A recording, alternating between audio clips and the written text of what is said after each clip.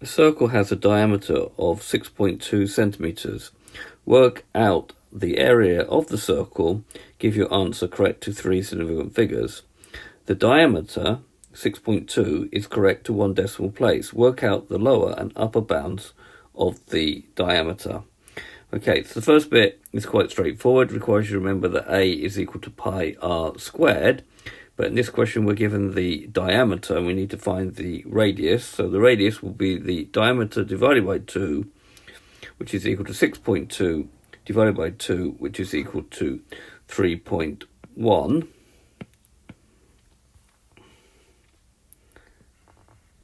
Therefore, this distance here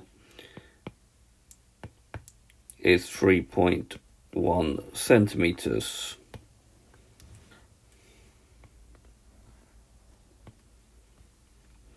Right, so we can now very easily just substitute the value of r into my formula. So area is going to be pi times 3.1 squared. So just using my calculator, that will give me 30.190. We were asked to round it off to 3 significant figures, so that was something you should highlight in the exam. So 1, 2, 3. So that 9 will make that 1 a 2. So the correct answer to 3 significant figures is 30.2 centimeters. Now, to find the lower and upper bounds when rounded off to 1 decimal place, if we draw a number line and put on 6.1, then any number 6.05 or more in between here will be rounded off to that. And then any number 6.15 will be rounded down to that. Although 6.15 will become 6.2, we do say that is the upper bound.